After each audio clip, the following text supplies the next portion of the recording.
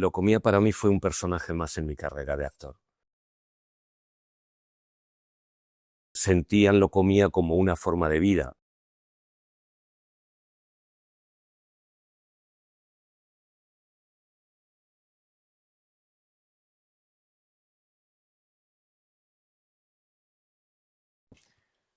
Buenos días, Buenas tardes. buenas noches. Yo soy Adrián Parejo Y yo, Cristian Camacho. y hoy tenemos el placer de tener con nosotros a Antonio Albella. Muchas gracias. Muchas gracias. ¿Qué tal? ¿Cómo estás, Antonio? Muy bien, encantado de estar aquí con vosotros, contigo Adrián, compañero de profesión, y a ti, compañero de bigote. Sí, Por lo que veo, tú eres del club de los bigotes largos. para que la gente vea, este bigote ahora está en su perfecta forma, no como el anterior. Gracias aquí a este señor porque muy amablemente me dio un poco de su cera para tener forma porque está un poquito grande y ya queda mejor como Dios manda. Bueno. Bueno, actor, repito lo de actor, Ujú. hago énfasis. Ex integrante del grupo Locomía, Ujú.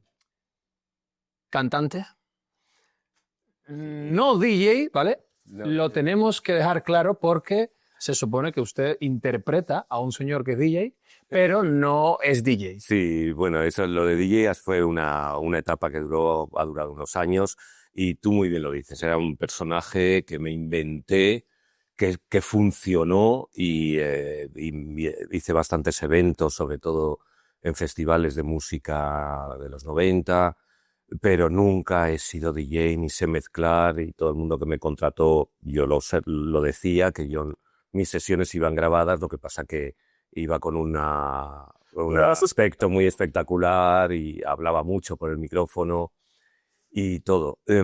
Sí, pues lo que has dicho, sí, actor sobre todo, vocacional absolutamente. Creo recordar que mi primer recuerdo de decir quiero ser actor fue en una redacción que nos pidió nuestra profesora de tercero de GB, o sea, yo debía tener 7 u 8 años, y nos pidió una redacción diciendo lo que queríamos ser de mayores y un dibujo que lo representara. Y yo recuerdo perfectamente que puse quiero ser actor y puse un monigote y un foco como estos, casi el monigote y el foco parecían lo mismo. Pero Y lo recuerdo claro, muy claro, muy vocacional.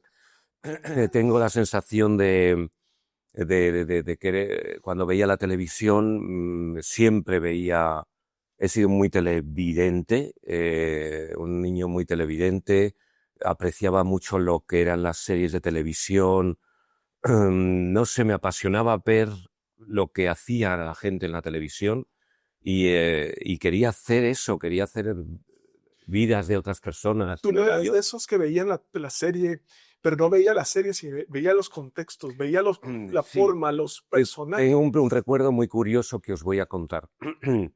También muy pequeño vi un making of de una película, que pues, curiosamente la he visto hace poco en Telemadrid, que se llama Ashanti, que es una adaptación de una novela de Vázquez Figueroa para los americanos, porque este autor nuestro es internacional, canario internacional. Sí.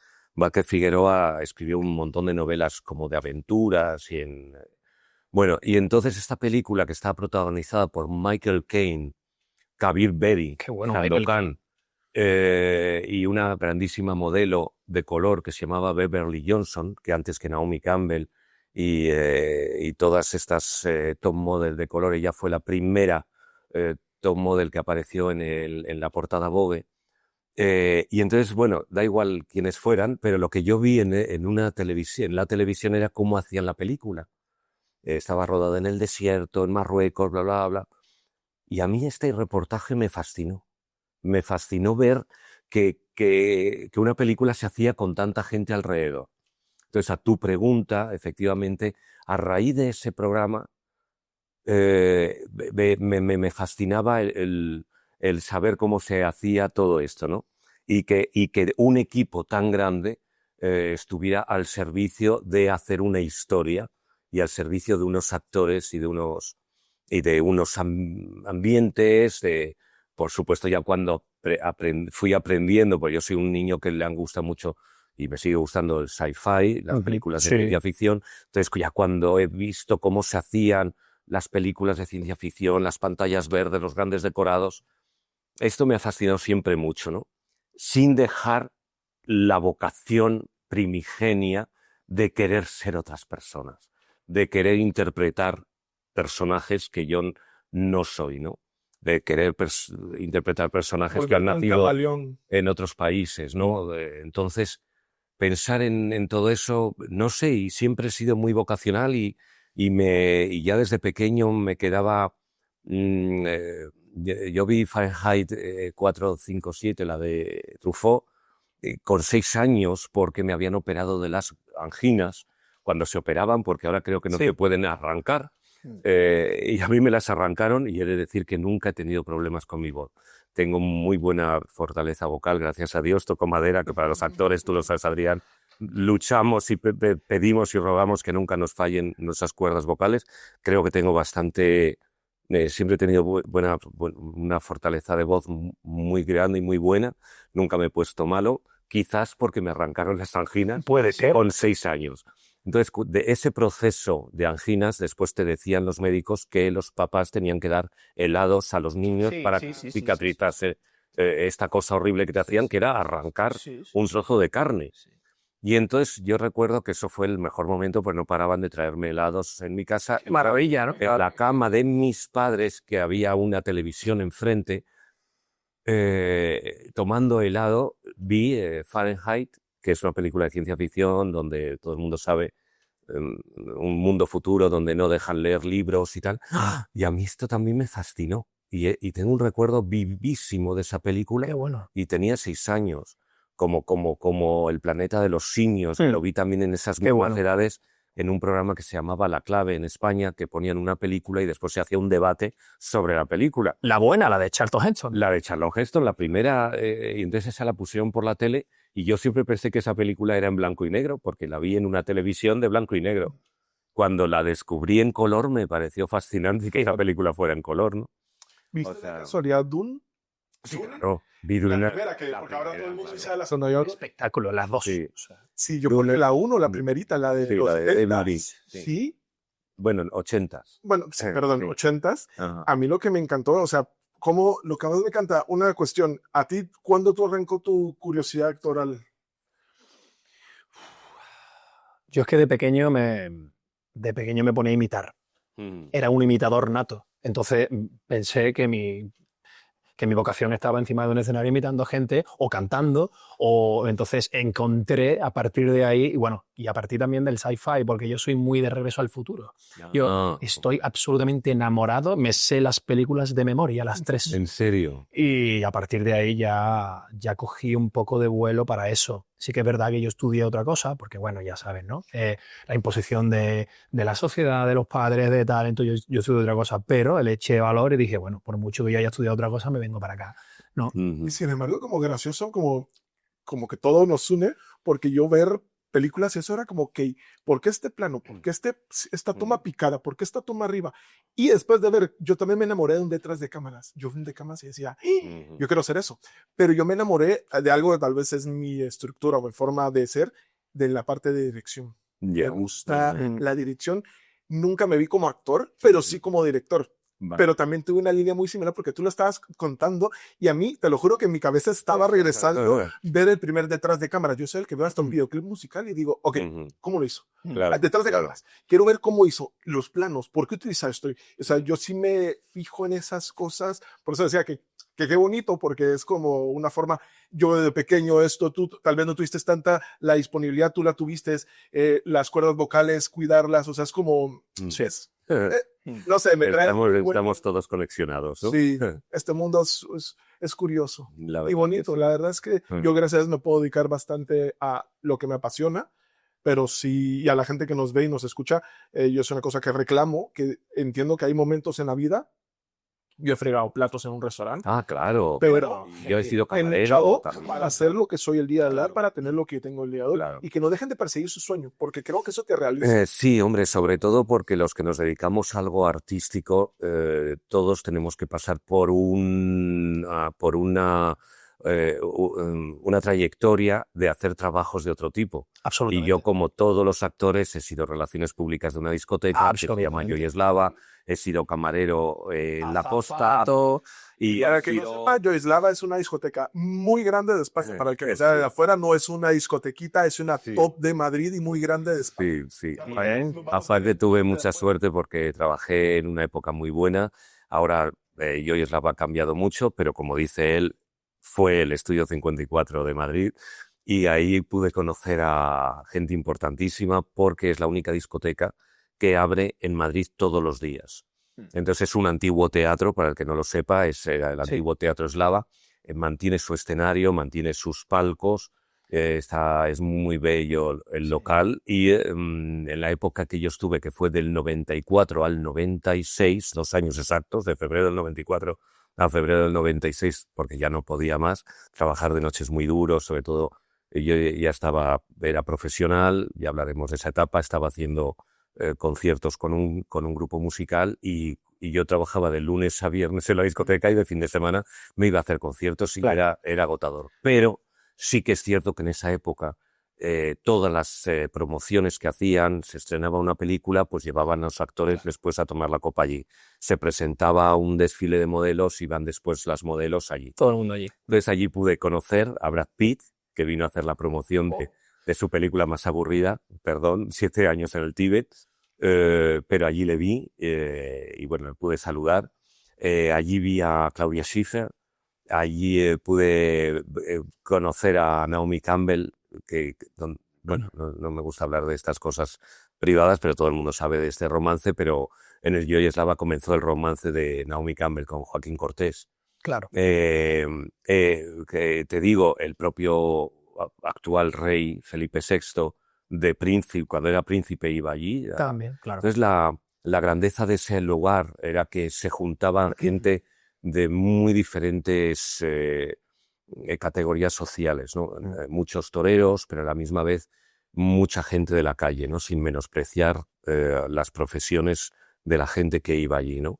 Porque de repente, pues como te digo, allí conocí y tuve una gran relación y a Cristina La Veneno, por ejemplo. Entonces, esta mezcla, este mix de personajes de aristocracia, como puede ser un príncipe de España, actual rey, con una persona tan mediática como era Cristina La Veneno, que venía cada noche después de hacer el programa del Mississippi, venía a Yoyeslava. De Pepe Navarro. De Pepe Navarro, pues claro, este local era tremendo. Y a mí esa época me vino muy bien.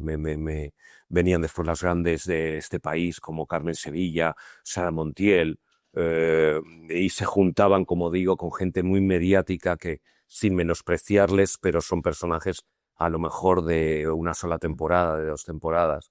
En fin, no sé, todos los actores hemos tenido este recorrido y creo que además es bueno tenerlo, porque para nuestra carrera después, Adrián, no sé si estarás de acuerdo conmigo, todas las experiencias son buenas como instrumentos y como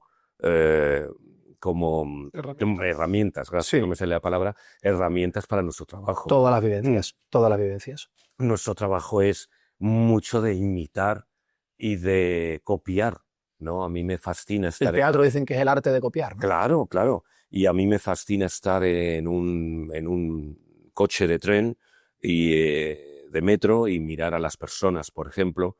A mí me miran mucho también y me hacen fotos ocultas, pero no porque me reconozcan, a veces sí, pero sobre todo por el bigote. El bigote les llama mucho la atención. Muy de Dalí, ¿verdad? Y yo noto muchísimo cuando la gente me hace fotos así como escondidas, que no me importa. A la gente que nos vea, dejan de hacer eso, ¿sí? Porque no se le acercan y le dicen, ¿te puedo hacer una foto? Nos hacemos un selfie mejor. Sí, también me ha pasado, eso me ha pasado y lo hago con gusto. Pero bueno, yo entiendo que a lo mejor, no sé, creo que todos si viéramos en el metro no sé, de repente a un Tom Cruise o algo, haríamos unas fotos escondidas quizás, ¿no? Bueno, yo me acercaría a saludar. Es imposible que Tom Cruise vaya en un metro, ¿no?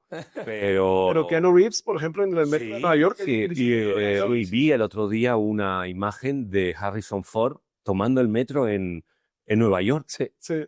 Increíble, con 83 años que Uno tiene. nunca sabe. Cuando vino YouTube, aquí a Madrid o a estar aquí, estaban en la Gran Vía, en el metro. Sí, O sea, uno nunca sabe. sí. Y yo sí sería de los que me acercaría a pedirte una foto si te veo en el metro o lo que sea. Sí, bueno, pero lo que íbamos, el actor copia, el actor repite, se fija. A mí no hay nada que más me guste que, bueno, me gusta mucho el proceso de ensayos, pero también me gusta que si un director tiene claro lo que quiere de mí y me da su tono y me dice, quiero que lo hagas así. Un reto. A mí también me gusta eso. Claro. Primero, es un camino más rápido. Y si lo tiene tan claro el director y el director tiene... es que quiero que lo hagas así. A mí me ha pasado con directores, digo, dime qué quieres. Claro. Y si quieres eso, porque es lo que ves y lo que tienes en tu cabeza, yo lo hago. ¿Esté de acuerdo o no esté de acuerdo? Claro. Es un camino más rápido y el proceso de ensayos es muy bonito, investigar y ver cada día una cosa y ver cómo suena esto, cómo suena lo otro, pero hay directores que lo tienen muy claro. Y esos me gustan. ¿Verdad? Lo bonito es hacer lo tuyo. Porque sí, aunque tú no estés de acuerdo y lo haces tuyo, claro. al final dices, bueno, pues lo he sacado adelante, ¿no? Bueno, sí. yo, ya que lo has mencionado hace un momento, voy a empezar por el final. Te voy a proponer que hablemos sobre Locomía y voy a empezar por el final. Y voy a proponer un tema muy interesante. ¿Fenómeno fan o teatro? Ya sé lo que me vas a responder. Bueno, pues claro que teatro, evidentemente. Claro. Primero porque, vamos a ver, yo nunca imaginé hacer un disco, ¿no? El tema de Locomía es muy complejo, ¿no? Es muy complejo porque además ha sido un grupo muy polémico, sobre todo después de que la gente ha visto la infrahistoria del grupo a raíz del documental primero de Movistar Plus y después de la película que se puede ver en Netflix todavía, y que sí, que cuenta la historia, ¿no? Bueno, yo siempre lo digo, Locomía para mí fue un personaje más en mi carrera de actor. Yo era ya había comenzado mi carrera profesional como presentador de televisión. Estuve un año haciendo televisión en directo en Antena 3 Televisión. Consuelo Berlanga. Con Consuelo Berlanga, sí, a la que tengo muchísimo cariño y que me descubrió, pues como nos pasa siempre en un casting, de 200 personas, 200 y pico, porque mi número era el 196, nunca se me olvidará. Y yo trabajaba de dependiente en una tienda. Claro. Había cerrado la tienda para irme a Antena 3 Televisión a 20 y tantos kilómetros del centro de Madrid. Una temeridad, pero esta es la valentía de la juventud. Efectivamente. Ahora no lo haría, pero yo, sin ninguna duda, me avisó un colega que había un casting para un nuevo programa matinal.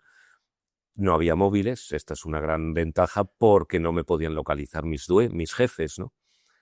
Pero sin lugar a dudas, cerré la tienda a eso de las 11 de la mañana, me cogí un taxi y me fui a Antena 3 Televisión, que está a 20 y tantos kilómetros de Madrid, ¿no? Claro.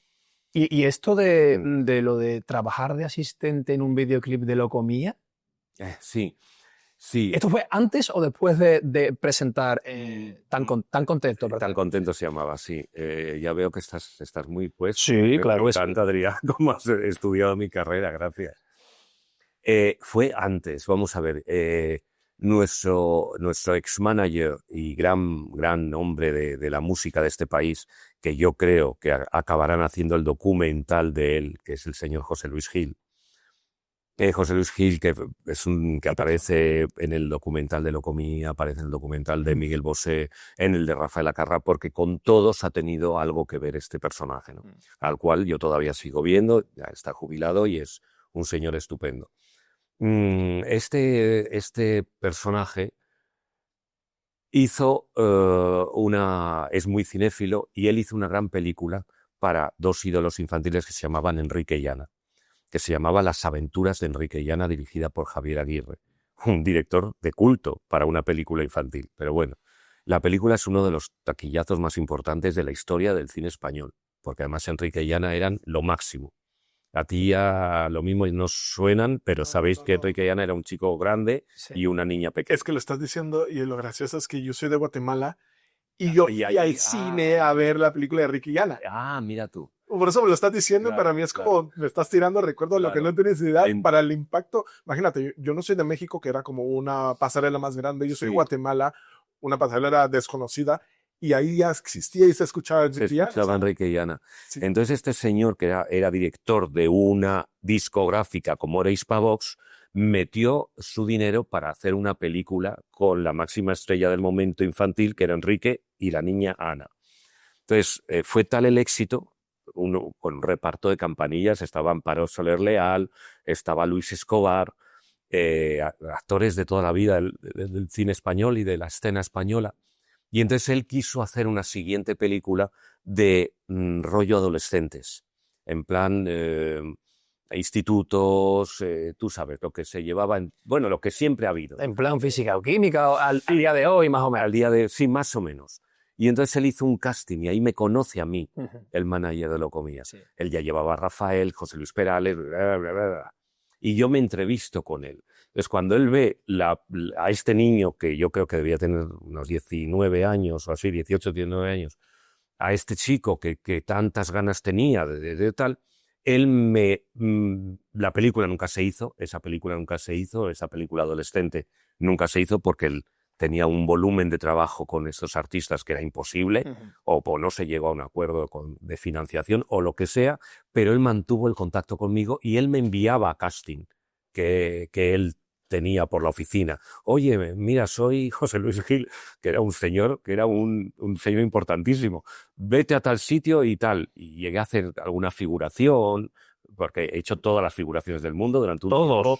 Todo, yo creo que todos hemos querido la única forma de entrar en el mundo del cine era apuntarte a una agencia y hacer figuración. Yo he hecho muchísimas películas como bulto. Figuración, para la gente que no lo sepa, es la gente que sale rellenando una calle, una discoteca. Lo que antiguamente era un extra, ¿no? Lo que era extra. Lo que a los mortales lo conocemos como un extra. Como un extra, exactamente. Y entonces este señor, cuando llega el éxito inesperado de la primera formación de Locomía y de la canción Disco Ibiza Locomía, tienen que hacer como un videoclip precipitado porque tienen que tener un soporte para lanzarlo y porque los videoclips eran muy importantes en aquella época, lo son ahora, pero más entonces. Sí. Entonces me dice, tengo que rodar esto, ¿te quieres venir de asistente a Ibiza? Y yo me acababa de sacar el carnet de conducir y me ponen un coche en pleno agosto de Ibiza, que eso es una locura, que yo ya no conduzco, no me gusta conducir, tengo carnet de conducir, pero odio los coches y aparte no los necesito, porque en nuestra profesión, pues si vas a alguna serie, algún programa, te llevan, te traen, en las giras tienes tu furgoneta o tus trenes o tu... Y no, pero yo me saqué como todos los chavales que no tienen nada que hacer en cuanto cumples 18 años, es sacarte el carnet de conducir. Claro. Y allá me puso con un coche, pues yendo de una playa a otra, de las diferentes localizaciones de un videoclip que está en YouTube y en el cual yo aparezco, porque se me ve perfectamente haciendo de extra. Estaban los chicos subidos además se les ocurrió hacerlo en pleno agosto, cuando son las ferias, aparte del público general, la semana de las ferias de Ibiza. Sí. O sea, una cosa caótica de gente y de tal. Entonces, una localización era una esquina de dos calles muy famosas de allá y pusieron unas mesas altas a modo de escenario donde se pusieran los cuatro a bailar con abanicos. Entonces, yo estaba como de barrera del público para que la gente no tocara unas mesas endebles, que tampoco era nada seguro, ¿no? Y entonces, estando yo como público, también se me ve en ese videoclip y siempre ha habido una gran pregunta de por qué yo estoy ahí.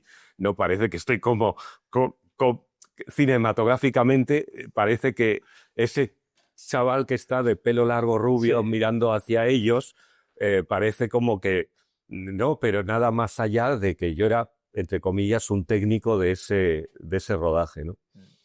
Y sí, y bueno, pues aquello José Luis fue muy amable de llevarme a esto y de pagarme por ese trabajo. Y ese mismo septiembre, creo que fue cuando me presento a un casting. Como te digo, empecé a trabajar en una tienda. No fue el año siguiente. Yo ya llevaba 1 año y pico trabajando en esta tienda. Y con muy buen puesto, soy muy buen vendedor. Creo que todos los actores lo somos.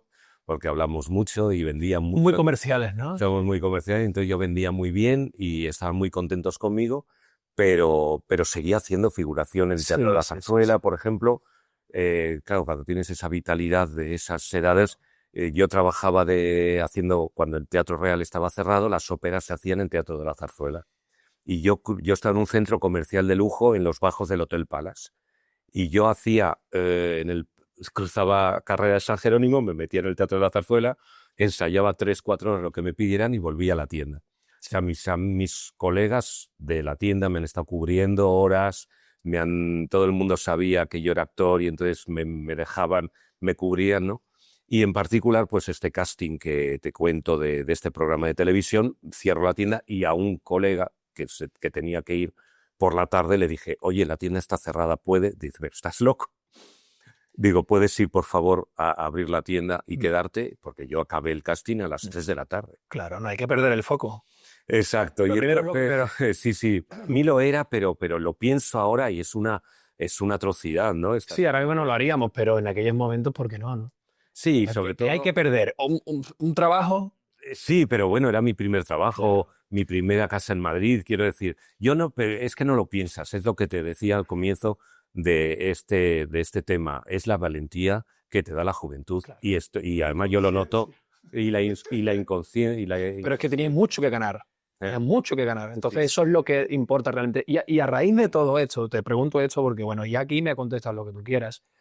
Es porque, bueno, ya se ha visto en el documental de Movistar que la antigua formación, digamos, lo voy a expresar así, os tenía bastante coraje a la segunda formación y, entre otras cosas, había uno de ellos que decía que como tú defendías que tú te disfrazabas del personaje, o sea, y ya tenías el 50-60% del personaje hecho, bueno, pues entonces tú no eres Locomía. Si tú te tienes que disfrazar de Locomía, tú no eres Locomía. Y a mí eso me parece un error. Claro.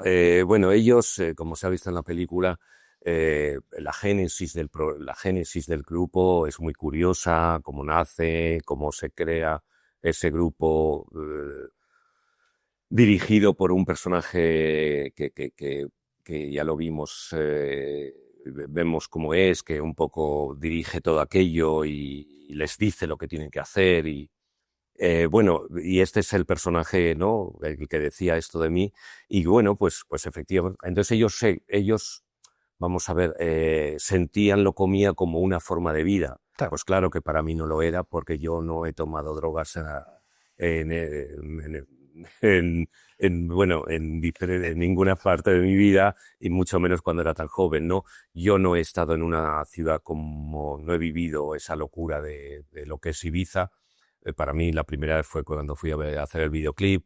Yo no he vivido lo que habían vivido ellos. Si esa era su forma de vida y eso era ser Locomía, pues para ellos lo eran. A mí me contrataron para la segunda formación, que éramos tremendamente profesionales y ahí se demostró que estuvimos hasta 4 años juntos, ¿no? Es lo que quiero decir. Entonces, que tú lo consideres un personaje, claro, no deja de ser profesional. No, que ellos decían, no, los profesionales somos nosotros. Claro. No, mire usted, no claro. Tiene por qué no ser profesional. No, y sobre todo, bueno, si eran tan profesionales como decían, no sé en qué han desarrollado sus profesiones después.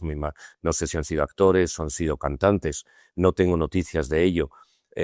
Sin meterme con sus vidas, que seguramente son unas vidas buenas y eso espero, ¿no? Porque a mí cuando yo les conocí tuve una buena relación con ellos, incluso cuando todo se terminó nos encontramos varias veces por Madrid y yo tenía una relación buena con algunos de estos chicos, ¿no? Cuando se hace el documental de Movistar dirigido por Jorge Laplace, que es un director estupendo. Y pues claro, cada uno hicimos, yo qué sé, un testimonial de 5 horas casi, ¿no? Realmente después salen muy pocas cosas, ¿no? Trozos. Pero hicimos ya te digo, una grabación, yo la mía futura unos 4 o 5 horas, ¿no? Contando todo lo que me preguntaban o lo que era mi experiencia. De hecho, por eso me pagaban, porque yo el documental lo hice por dinero y porque me pagaron lo que pedí. Si no, no lo hubiera hecho, ¿no?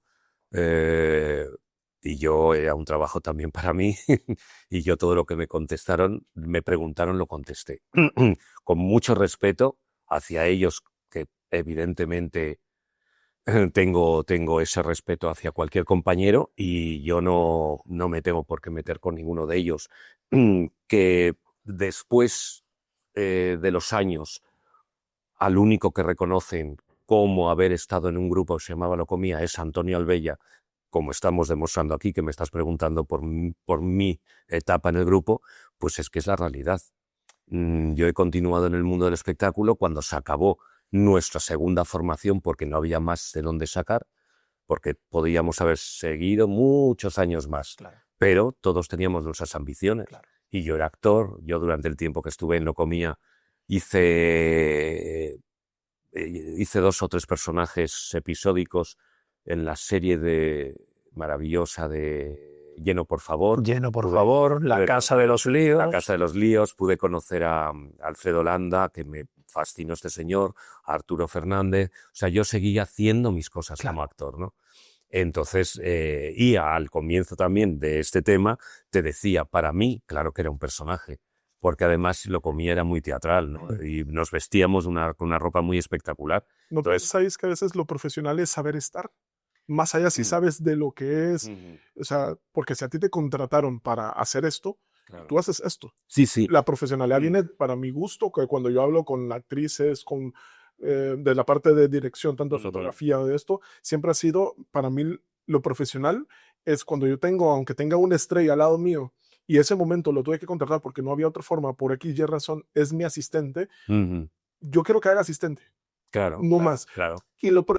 O sea, luego reconocer las cosas, pero sí siento que la profesionalidad, para mí, conlleva el saber estar y para qué estás estando. Porque a ti te contrataron para hacer Locomía, entonces tú eres Locomía. ¿Por qué? Porque tu profesionalidad te dictaminó llevar ahí y hacerlo, y luego seguiste creciendo. Sí, sí, sí. Así es. Nosotros cantábamos las canciones del grupo. Yo grabé uno de los 3 álbumes de Locomía, que son los 3 álbumes originales del grupo, y a mal que les pese, nuestro tercer álbum fue un grandísimo éxito. Les pese a quien les pese. Party Time es el mejor disco de los 3 porque la fórmula estaba muy depurada. Absolutamente. Y los sonidos eran espectaculares.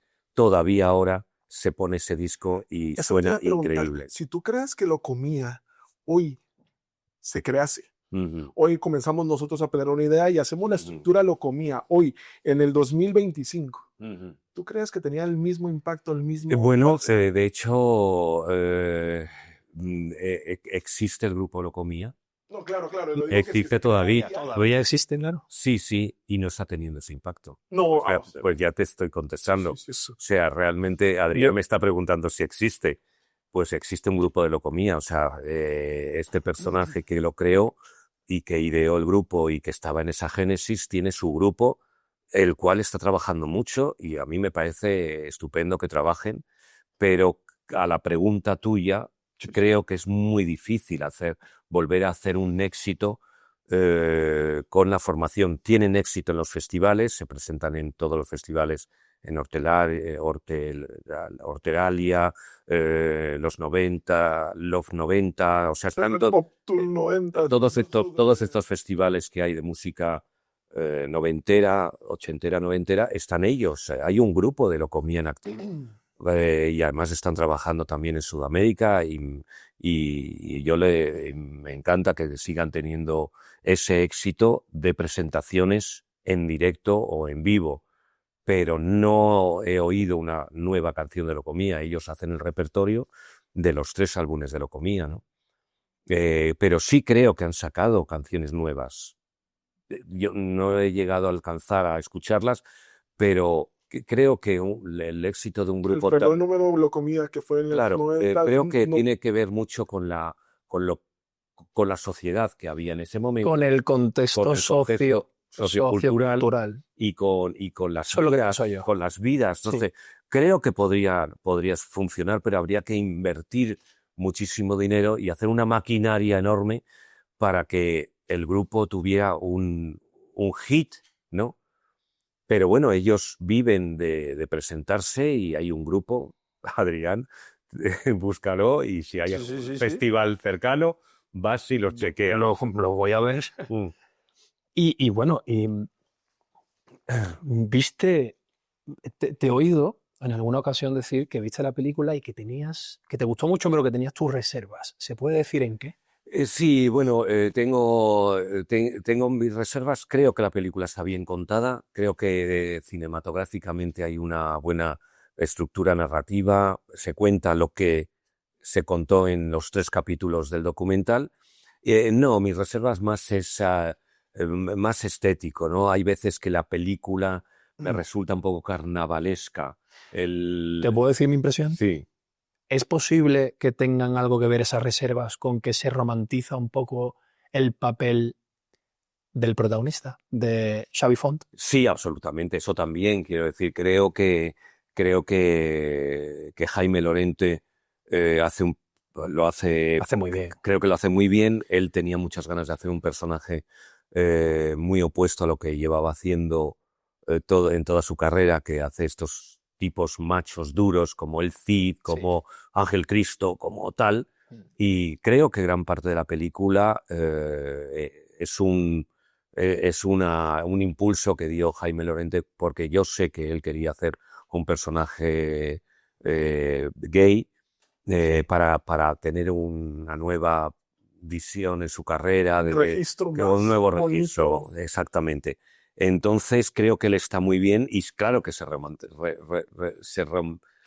romantiza muchísimo ese personaje, ¿no? Sí. Se romantizan todos. No creo que la casa donde vivían era tan bonita, ni hacían la ropa de esa forma tan colorista, y tenían esas, ¿no? Entonces, a nivel estético, han querido hacer un Ibiza que yo creo que... Muy agradable a la vista. Muy agradable a la vista. Bueno, la Ibiza del real era agradabilísima y con mucho más estilo que el que tenían en la película. Y Ibiza hippie era maravilloso. Claro, sin meterme con el gran trabajo de las diseñadoras de vestuario, creo que eran 2 chicas que además estuvieron nominadas a los Goya, porque hacen un gran trabajo de visualizar todo aquello, ¿no?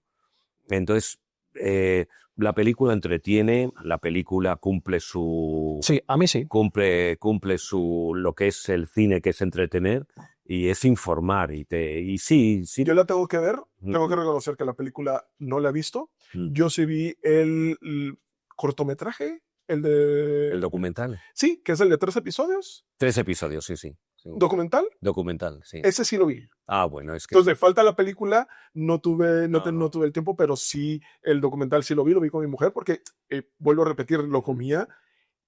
Tú me dices lo comía, yo sé perfectamente que Claro, en Sudamérica fue tremendamente popular el grupo. De hecho, justo te iba a decir eso ahora. ¿Es posible que en Sudamérica o en Centroamérica se os quisiera, hablando de amor, más que aquí?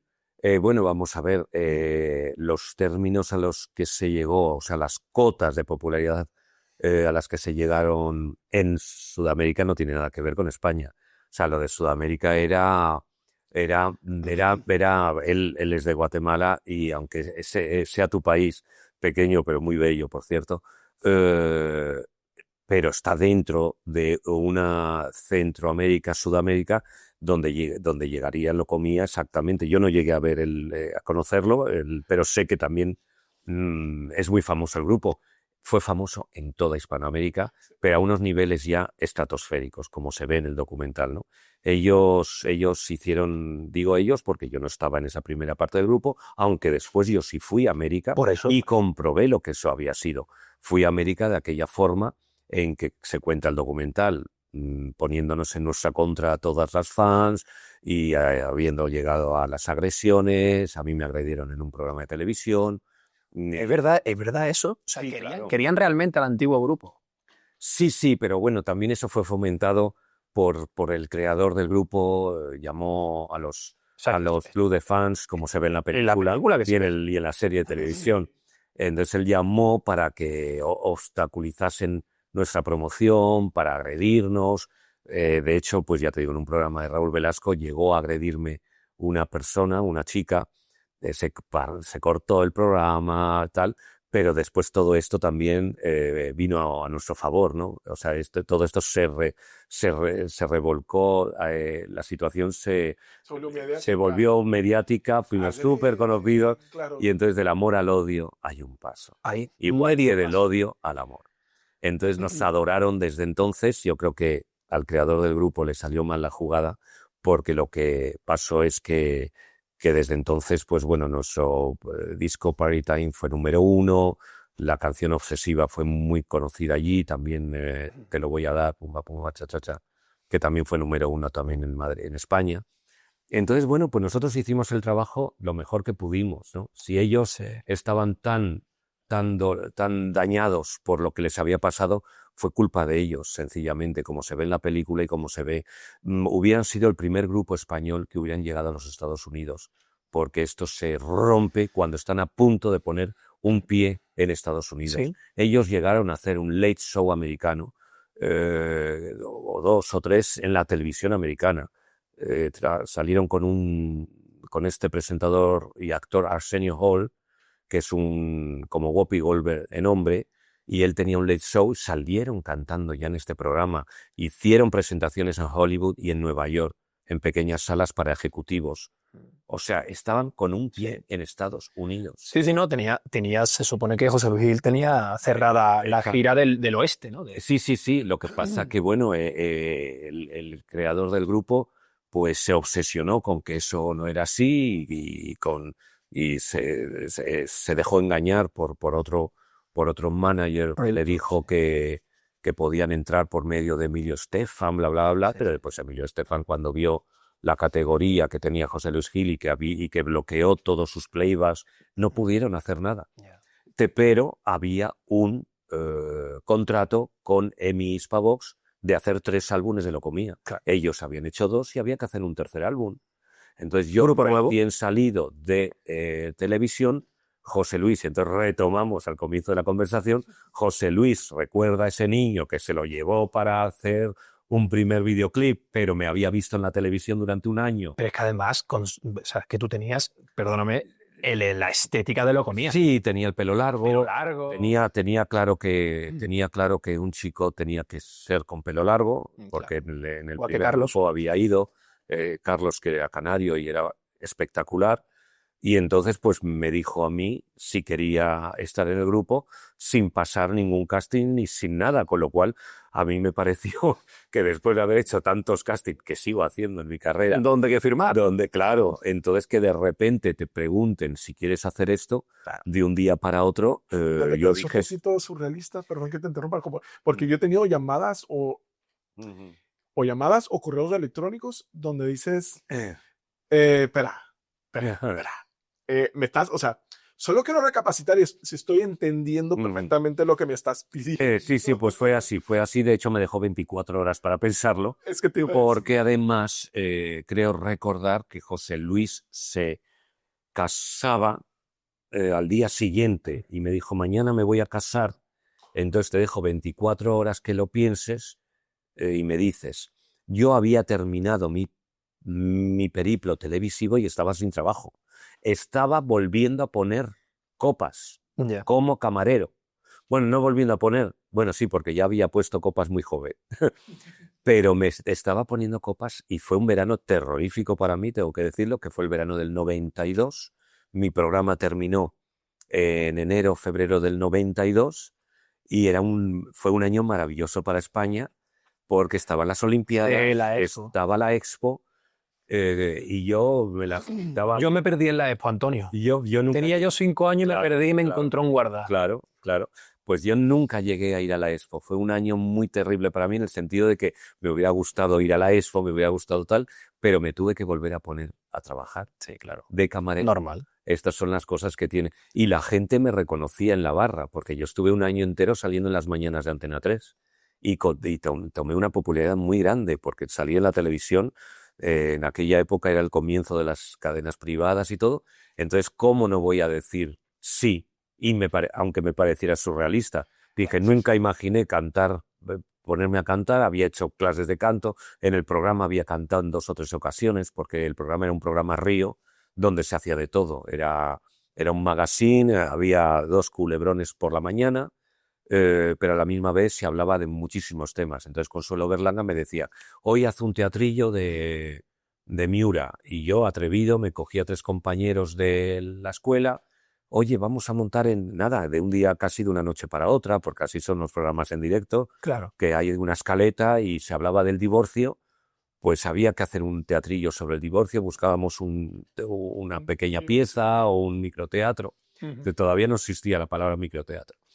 En fin, eso me dio, y de la misma manera me atreví a cantar 2 veces, por no sé qué razón. No, además volvemos a la valentía de la juventud, me he atrevido, canté por Whitney Houston, o sea, una tesitura tan terrible para uno. Bueno. Para hacerte, hice What I Had With Somebody, el primer éxito de ella. Sí. Esa en mi tono, y yo no sé por qué, con Luisa Martín, que Luisa Martín es una actriz maravillosa, que entonces era la chica que estaba en el programa de Teresa Raval. Luisa, la que adoro. Luisa Martín es una actriz maravillosa, que después ha sido protagonista de Médico de Familia, de aquella de Los Policías. Luisa Martín es una de las grandes actrices de este país.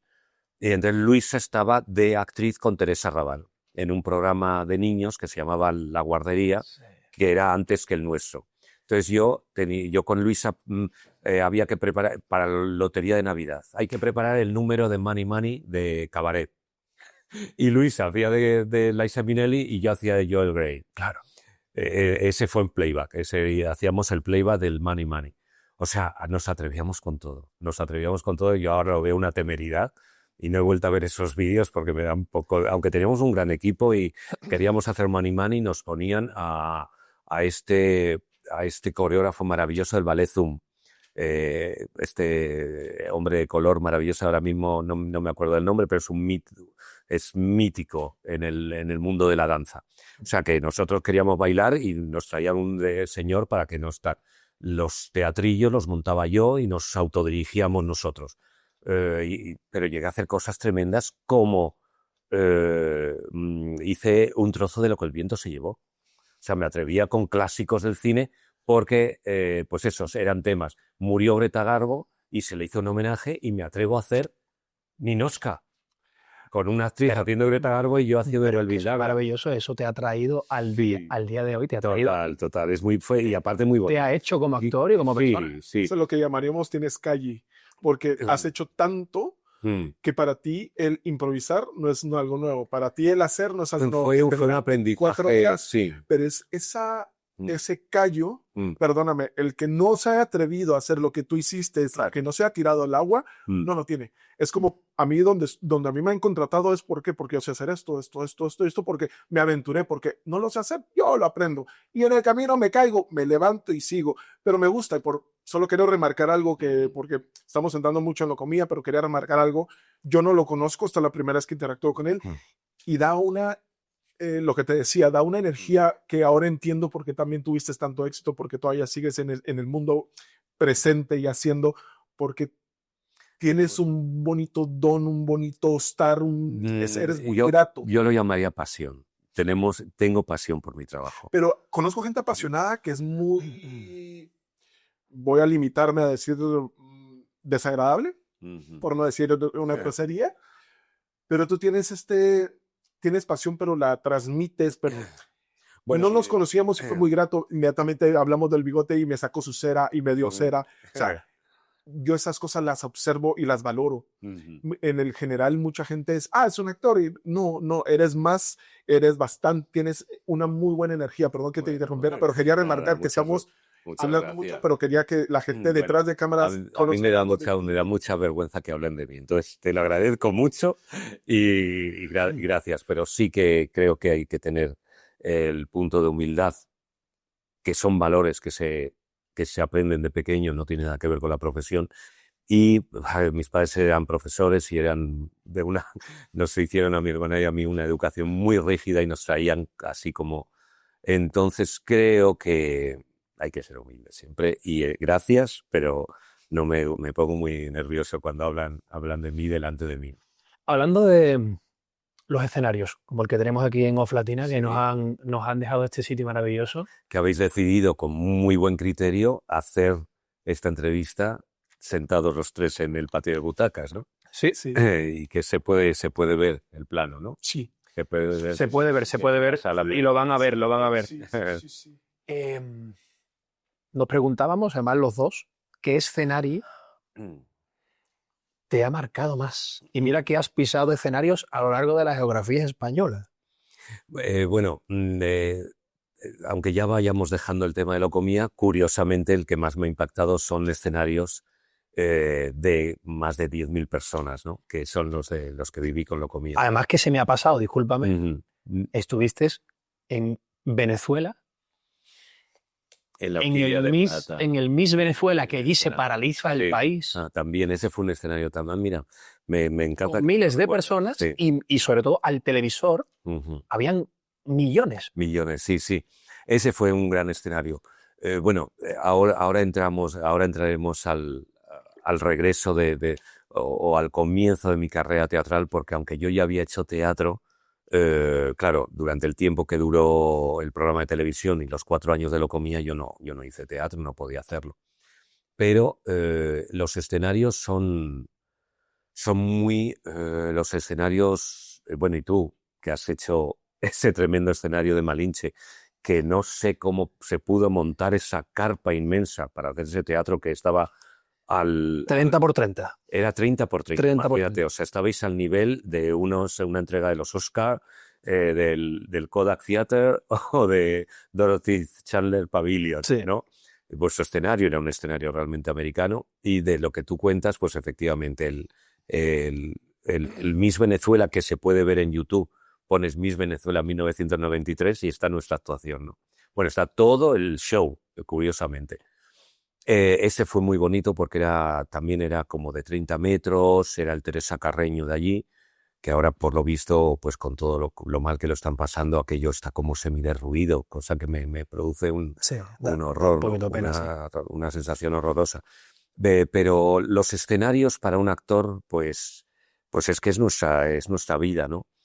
Nuestra pasión, ¿no? Subirte al escenario. También adoro el cine, sí, como he dicho antes, soy muy cinéfilo y me encanta. He hecho mucho menos cine, o sea, no he hecho cine más que cuando he hecho de extra, he hecho figuración, he hecho pequeños papeles y he hecho muchos cortometrajes. Y me encanta ponerme frente a unas cámaras, y como estamos ahora, aunque esto es otra cosa.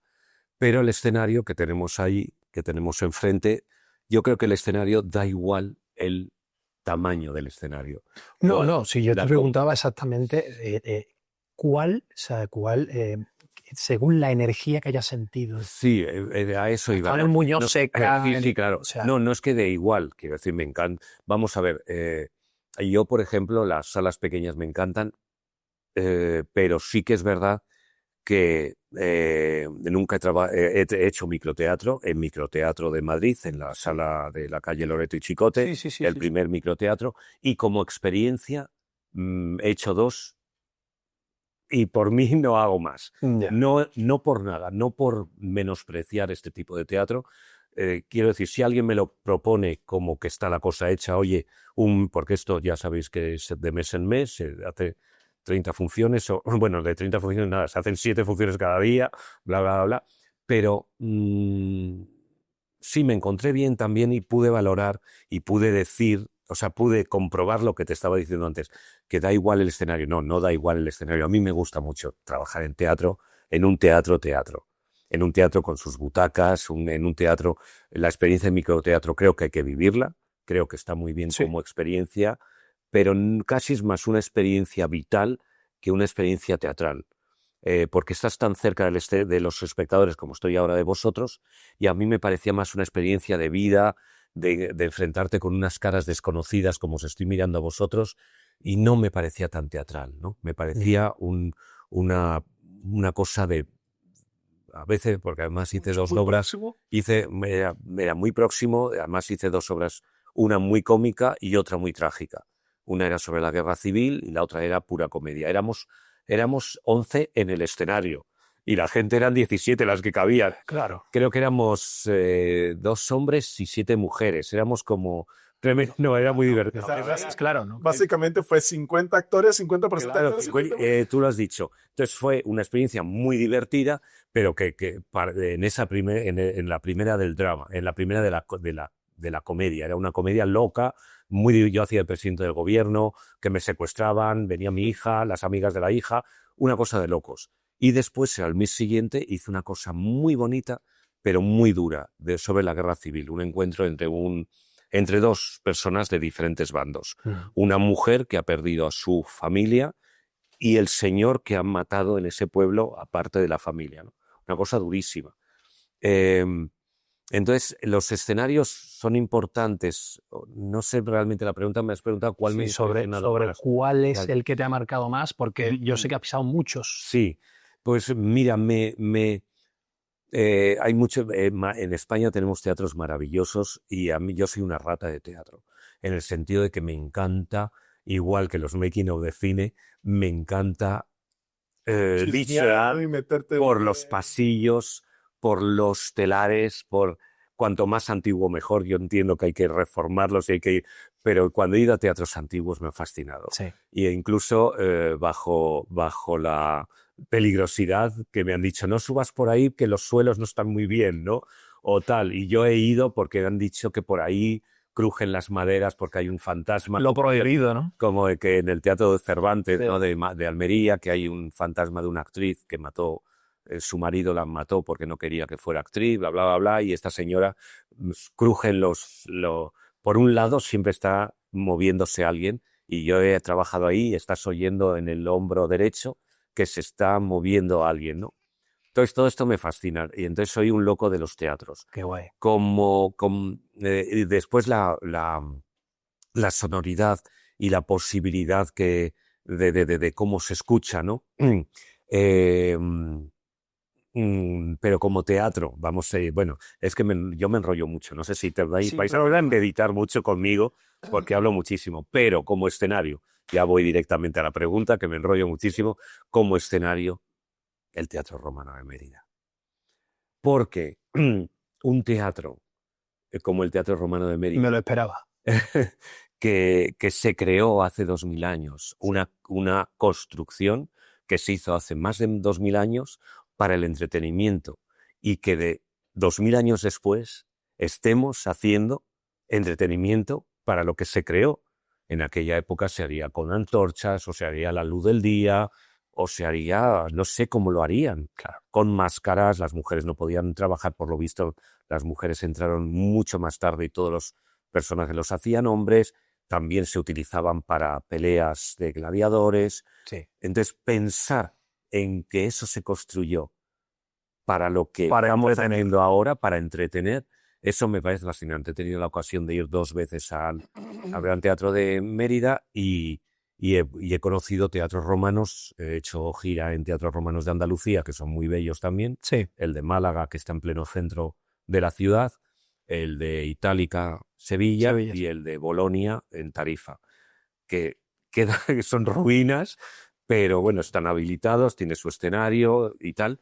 Y el de Bolonia, por ejemplo, está frente al mar. O sea, el público está viéndonos a nosotros y detrás del escenario está el mar. Sí. Eso es una belleza.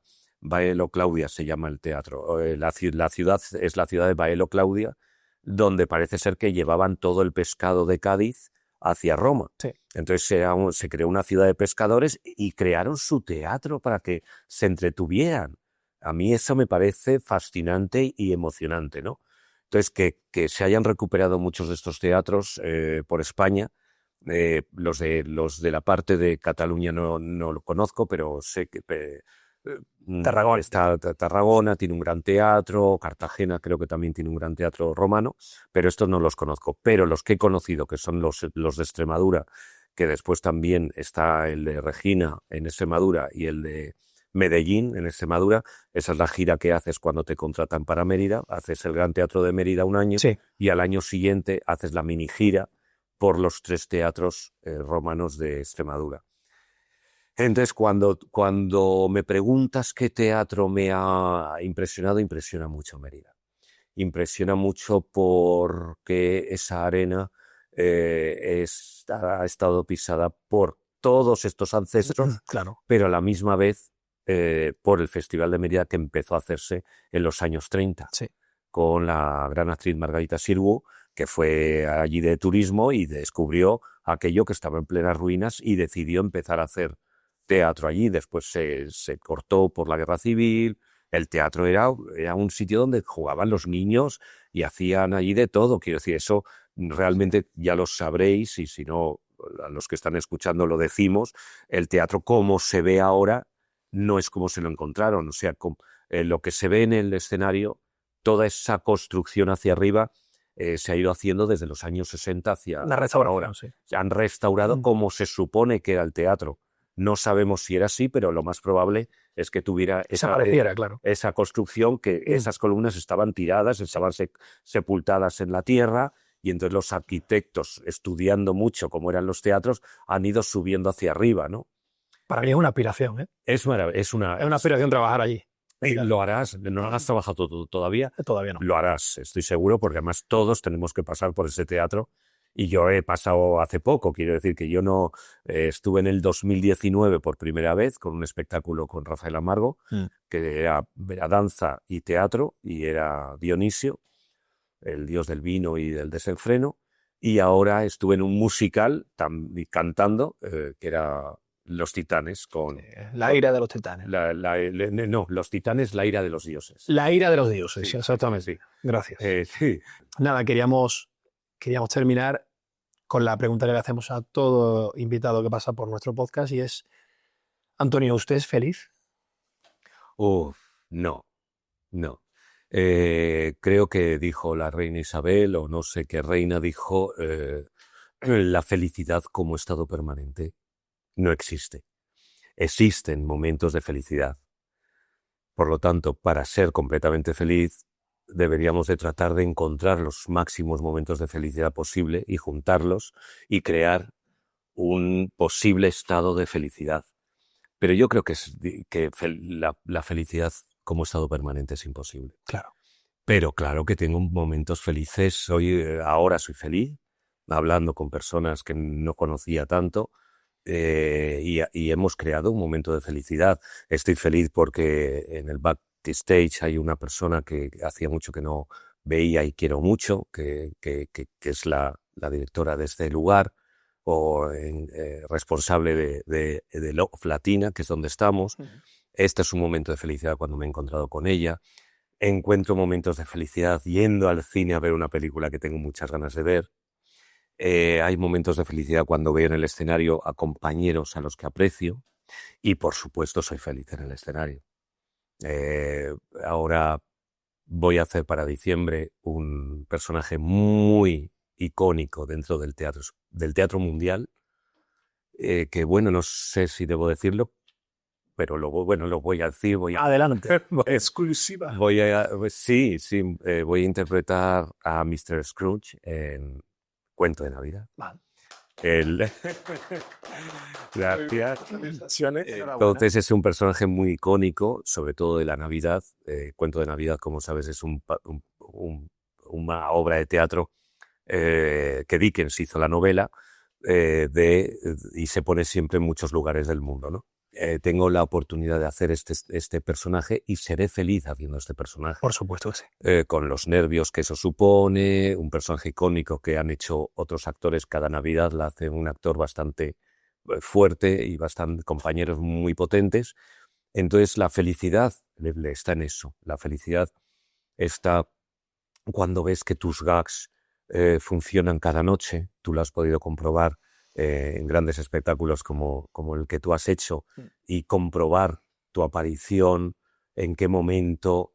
Estoy seguro que has sido feliz en ese momento en que cantabas tal tema y todo el mundo respondía a la vez. Eso es una felicidad. Felicidad es de estar conectado en el escenario con mis compañeros. Eso me da una felicidad tremenda. El feedback rápido del público.